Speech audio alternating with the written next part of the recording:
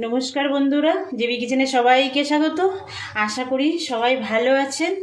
আজ একটা নতুন রেসিপি আপনাদের সঙ্গে শেয়ার করার জন্য চলে আসলাম বন্ধুরা। আজ বানাবো কই পটল। তেল কই খেয়েছেন আপনারা, পটল চিংড়ি খেয়েছেন, কিন্তু আজ বানাবো কই পটল, যেটা খেতে দুর্দান্ত হয় বন্ধুরা। একবার বানিয়ে খেয়ে দেখবেন। আমি যেভাবে করছি আমার ভিডিওটা স্কিপ না করে করবেন, স্বাদটা মুখে লেগে থাকবে। তার জন্য আমি নিয়েছি, দেখুন আমি 4টে পটল নিয়েছি, 3টে কই মাছ কেটে ধুয়ে পরিষ্কার করে নিয়েছি, একটু গোটা জিরে নিয়েছি, গোটা গরম মশলা, 4টে এলাচ, 2টো লবঙ্গ আর একটু দারচিনি নিয়েছি, একটা তেজপাতা, 4টে শুকনো লঙ্কা নিয়েছি, 6-7টা গোলমরিচ নিয়েছি, একটু দেখুন রসুন নিয়েছি, রসুন খোসা ছাড়িয়ে বেছে রেখেছি, একটু আদা কুচি, 2টো কাঁচা লঙ্কা আর একটু লবণ নিয়েছি, একটা ছোটো সাইজের পেঁয়াজ দেখুন একদম ছোটো ছোটো করে কুচিয়ে রেখেছি, আর একটু সর্ষের তেল নিয়েছি আর হলুদ নিয়েছি। এই কটা দিয়েই একটা দুর্দান্ত স্বাদের রেসিপি তৈরি হবে বন্ধুরা। দেখতে থাকুন কিভাবে আমি তৈরি করি।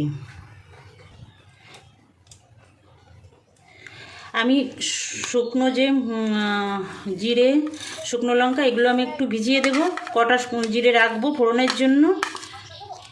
আর এই যে গোটা গরম মশলাটা দিয়েছি সেটাও আমি নিয়ে নেব বাটার জন্য, সেই জন্য আমি একটু ভিজিয়ে রাখবো বন্ধুরা। গোলমরিচটা দিয়ে দেবো এর মধ্যে। একবার আমি যেভাবে করছি একবার করে দেখবেন, দারুণ লাগে খেতে। আমি রান্নাটা কিন্তু সর্ষের তেলে করবো, আমি তার জন্য সর্ষের তেল নিয়েছি। এবার আমি এটা ভিজিয়ে রাখবো। ভিজিয়ে রাখলে মশলাটা বাটতে সুবিধা হয়, তাড়াতাড়ি বাটা হয়ে যায়, সেই জন্য। এবার আমি একটু লবণ হলুদ মাখিয়ে নেব মাছ 3টে।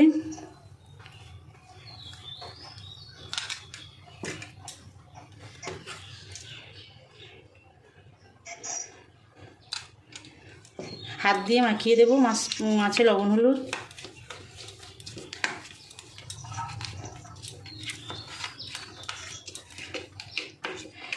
লবণ হলুদ মাখানো হয়ে গেলে এটা রেখে দেবো। এবার আমি পটলটা কেটে নেব। পটলটা আমি খোসা ছাড়িয়ে কাটবো না, এই উপরের যে সবুজ খোসাটা আছে সেটা আঁচড়ে নিয়ে আমি পটলটা কাটবো। আমি দেখিয়ে দিচ্ছি আমি কিভাবে পটলটা কাটবো। দেখুন বন্ধুরা, আমি এই যে পটল নিলাম, এই ছুরি দিয়েই আমি এইভাবে আস্তে আস্তে এই সবুজ খোসাটা ছাড়িয়ে নেব।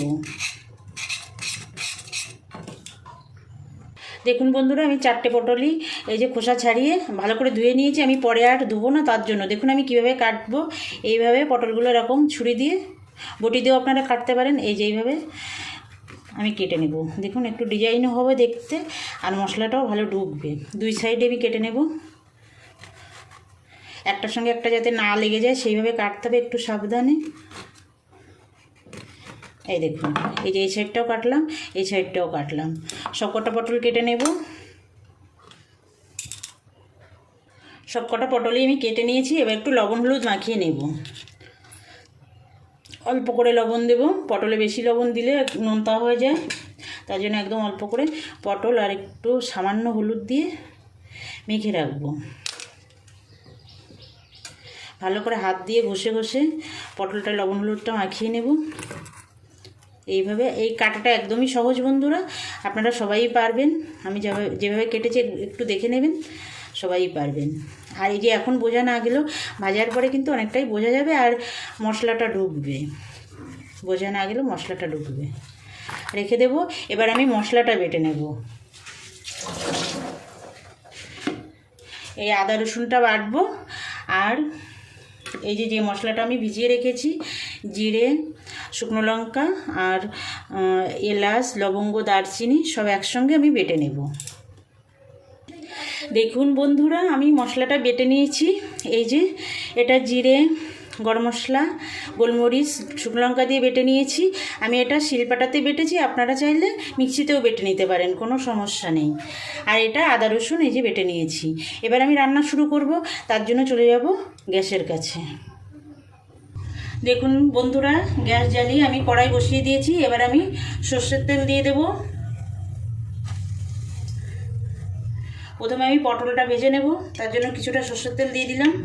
আপনারা চাইলে সাদা তেলে করতে পারেন, কিন্তু এই রান্নাটা সর্ষের তেলে করলেই বেশি ভালো লাগে খেতে।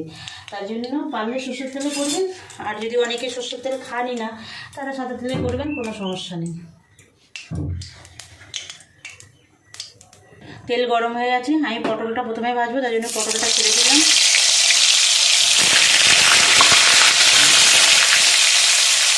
ভেজে নেবো ভালো করে, একটু লাল লাল করে। দেখুন বন্ধুরা, পটলগুলো কিন্তু ভাজা হয়ে গেছে। দেখুন কাঁটাগুলো এখন কিন্তু সম্পূর্ণ বোঝা যাচ্ছে। এবার আমি পটলগুলো তুলে নেব। এই পটল ভাজার তেলের মধ্যে আমি আরেকটু তেল দিয়ে দেব। খুব সহজে কিন্তু বন্ধুরা এই রান্নাটা হয়ে যায়, কিন্তু খেতে লাগে দুর্দান্ত। এই একটা পদেই খাওয়া হয়ে যায়। একটা পটল আর একটা মাছ হলে আর একটু গ্রেভি হলেই খাওয়া হয়ে যায় বন্ধুরা। আমি দিয়ে দেব এই গোটা জিরেটা দিয়ে দেবো ফোড়নে।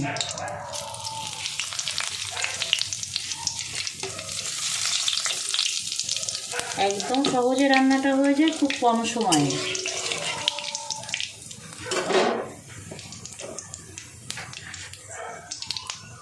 এবার আমি তেজপাতাটা দিয়ে দেবো, দিয়ে এবার মাছগুলো ছেড়ে দেবো এই তেলের মধ্যে।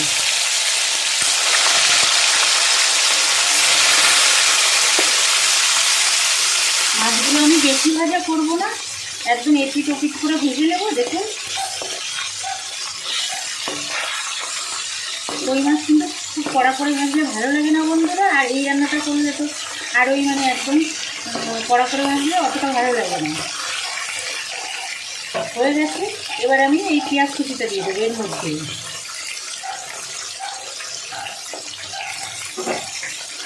একটু নেড়ে নেব। এর মধ্যে দিয়ে দেবো আদা রসুনের পেস্টটা। দেখতে থাকুন, পর পর মশলা চলে যাবে আর খুব সহজে রান্নাটা হয়ে যাবে।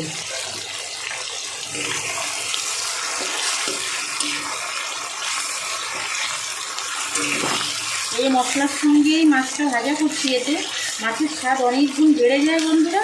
তার জন্য বলছি, একবার আমি যেভাবে রান্নাটা করছি একবার করে দেখবেন। অনেক রকমের তো কই মাছের পদ খেয়েছেন, কিন্তু এইটা একবার খেয়ে দেখবেন, আশা করি আপনাদের খুবই ভালো লাগবে।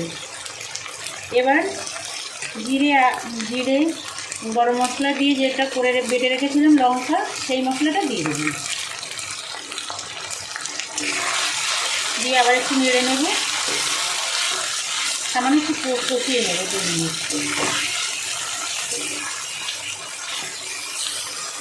দেখুন মশলাটা সুন্দর কষানো হয়ে গেছে। এবার আমি মশলার বাটি ধুয়ে একটু জল দিয়ে দেবো। এই দেখুন এই ছোটো বাটির 1 বাটি জল দিয়ে দেবো, বেশি জল দেওয়া যাবে না, বেশি জল লাগবে না। এই রান্নাটা একদম মাখা মাখা হবে। সামান্য একটু হলুদ দিয়ে দেবো।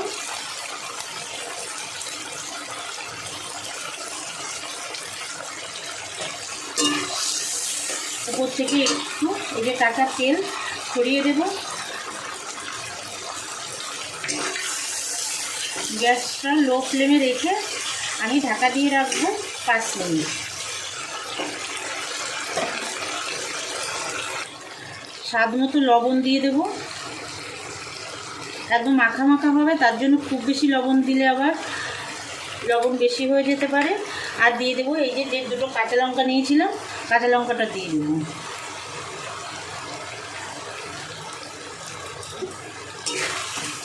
এবার আমি ঢাকা দিয়ে রাখবো।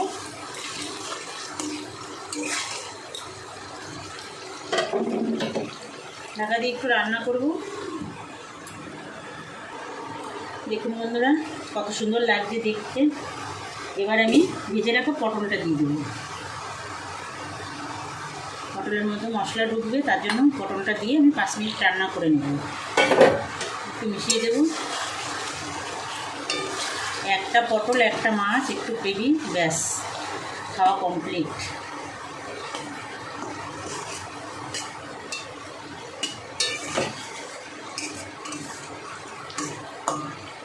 ঢাকা দিয়ে দেব।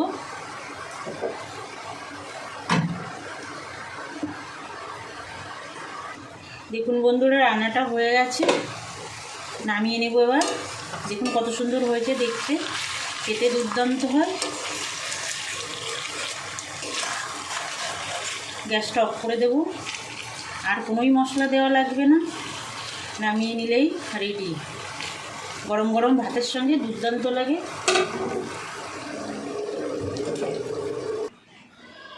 কই পটল একদম রেডি হয়ে গেছে বন্ধুরা, নামিয়ে দিয়েছি। দেখুন গরম ভাতের সঙ্গে দুর্দান্ত লাগে, একবার বানাবেন আমি যেভাবে বানালাম।